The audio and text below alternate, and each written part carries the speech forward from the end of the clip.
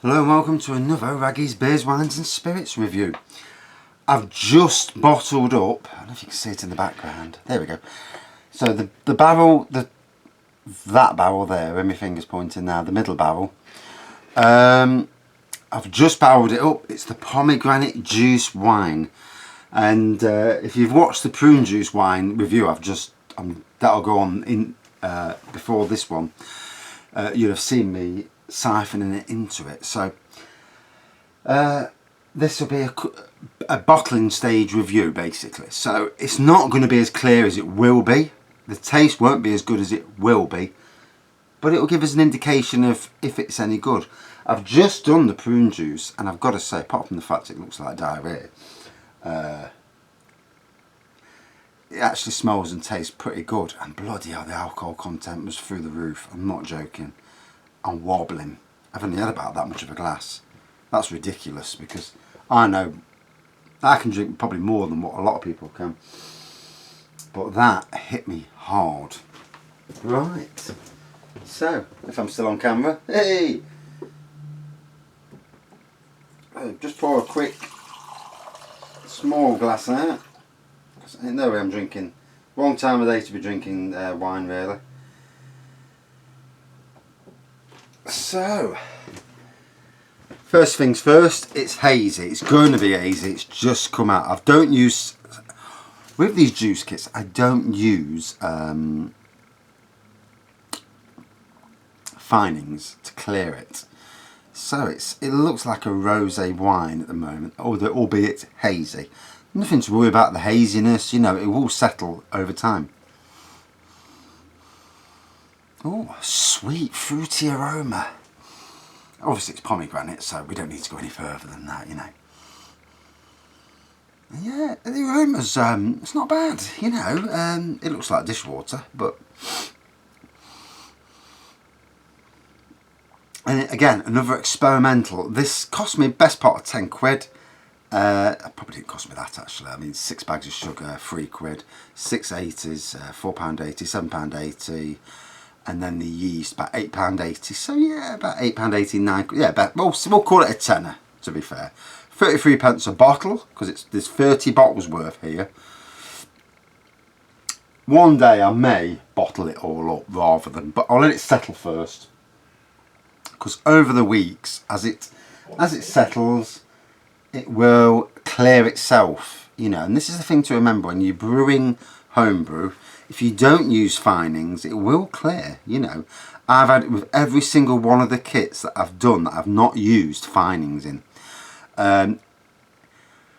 There still may be some sugar content in there, so the sugar content may actually make it in the end into a slightly sparkling wine. I've done a elderflower champagne, which when I first drank it tasted like port. Towards the end it tasted like a champagne. Wacky, you know, the world of homebrew is so diverse and interesting, you know. Same as the world of beers, wines, gins, spirits, liqueurs, you know, it's all interesting if you're interested, you know, as long as you don't overindulge, you know. And sadly I do slightly overindulge, but so sweetness on the nose. This is the first taste, so hopefully I won't boff it.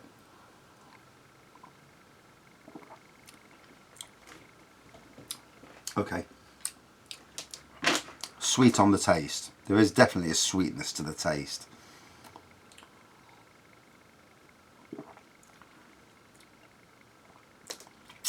Right.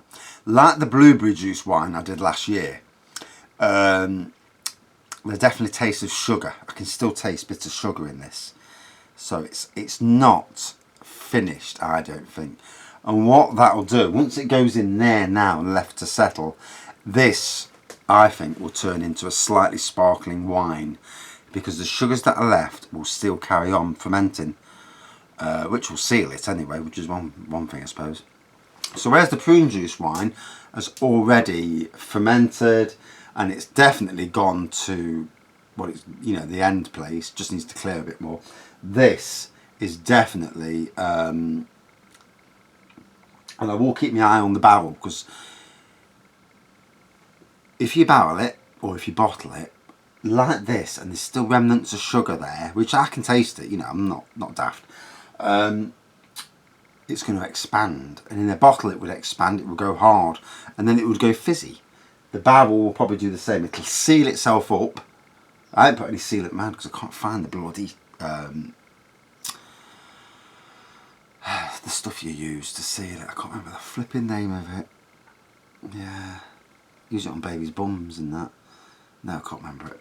But anyway, this will turn into a slightly sparkling rosé wine, which isn't a bad thing. It's just that, so that's the thing to note. With pomegranate wine, it doesn't seem to get rid of all the sugars. And not initially anyway.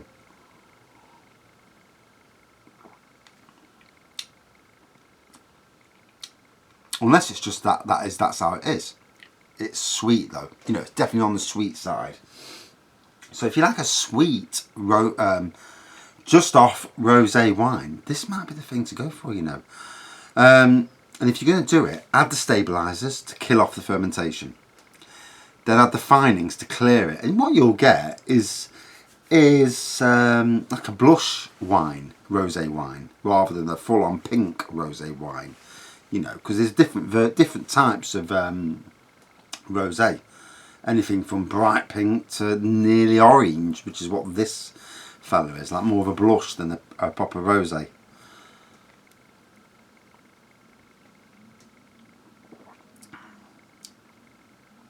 Definitely on the low side of alcohol content, whereas the prune juice wine, which has been sat for 3 weeks more since barreling, that has matured into a bloody strong wine. I'm not joking, that is really strong. This fella, this is on the weak side. Also it tastes, you know, certain things, they might taste weak. I mean, I've tasted caramel vodka and it tastes like bloody cola. And it's like 37%, so, you know, don't be overly full. And it's gone straight to my head as well, flipping heck. So, again, as an experiment, you know, I've done a lot of different juice wines now, and you know, it's interesting. You're going to fail at some stage, and some aren't going to turn out as good as you've wanted them to. I've had some interesting results over the lot, you know. This is probably on the weaker side, same as the prune juice, but the prune juice has rallied. Today, the prune juice is turned into quite a formidable strength wine. And especially if I'm feeling stressed one day and I just want a quick, you know, drink something and just to chill, that is what I'll head to. That'll be my go-to barrel. This to me is more like a party wine, you know, something you could put in a cocktail and put orange juice and Pimm's and whatever that crap you put in. But again, you know, if you're somebody on a budget, 30 pence a bottle, yeah. It's quaffable, it's drinkable, bit on the sweet side. But give it 3 weeks, which I will be giving it. I'll come back in 3 weeks' time, give it another review, and then we'll see how it goes from there. So, looks wise, it looks like a blush. On the nose, there's definitely a pomegranate on the nose and a sweetness. There's a sweetness there. On the taste, there's definitely pomegranate on the taste, but there's definitely a sweetness there. Whether that's the sugars from the pomegranate, or some of the sugars haven't fermented. It's been bubbling away for 3 weeks. So I'm more inclined to think that it's the sugars that have come from the pomegranate. And it's just a sweet wine. But it's going to sit there, it's going to barrel up, you know, and we'll see how it goes.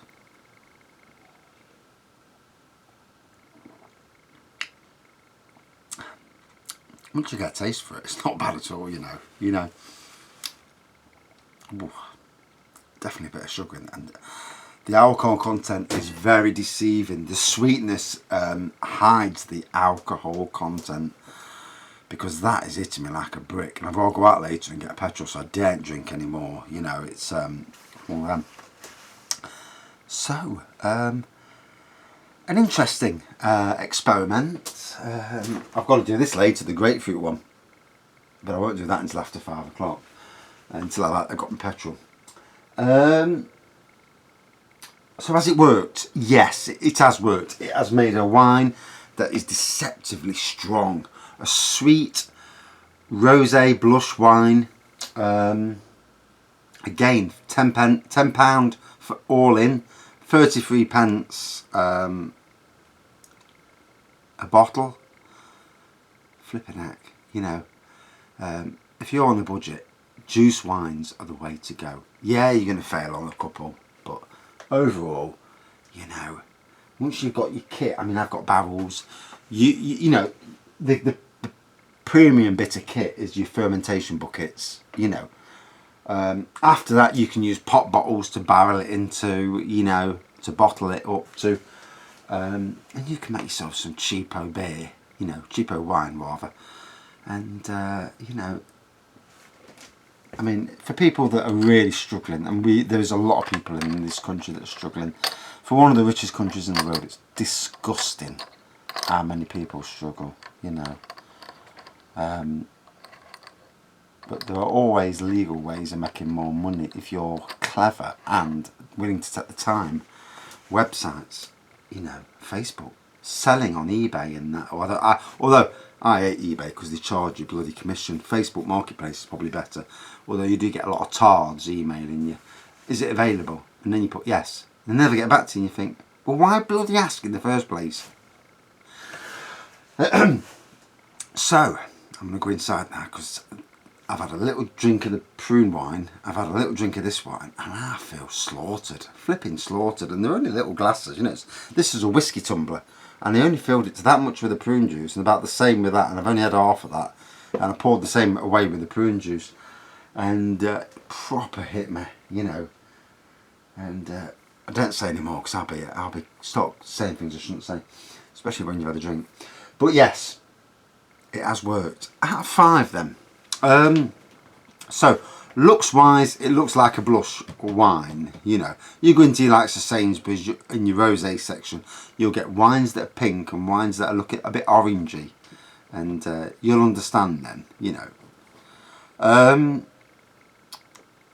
Definitely sweet. The pomegranate is a sweet smelling wine. It's definitely a sweet tasting wine. Obviously, I'm not 100%, it's been bubbling away for 3 weeks. 3 weeks should have got rid of all that sugar. So I presume more, it's just a sweet wine, you know. Whereas this fella here, the grapefruit one, I reckon is going to be tart. Or it's or I failed. If I failed, you know, I've lost a tenner. But you know, a tenner's, you know, you can lose a tenner when you get your wallet out. Out of 5 then. Out of 5. For the day one of barreling or bottling, you know, whichever, you know, it's same thing really. For day one, I'm going to give it quite a, I'm going to be critical because, you know, that's what I try and be critical. About 3.5 out of 5. It's okay. I'm just concerned about the sweetness, if anything. But the alcohol content is definitely there. You know, it's definitely got some strength to it. So it's interesting. It's very deceptive. Taste-wise, it tastes okay. Once you've got through that initial burst of sugary sweetness, it actually tastes okay. You know, more of a dessert wine probably. And if you like pomegranates, you're in heaven, aren't you? You know, I've never tasted pomegranate, so it's different for me. But yeah, very interesting. Right, that's enough talking to a camera in the shed. I'm going to go in the house, sit on the settee and chill and watch some Christmas films. Thanks for watching. See you soon.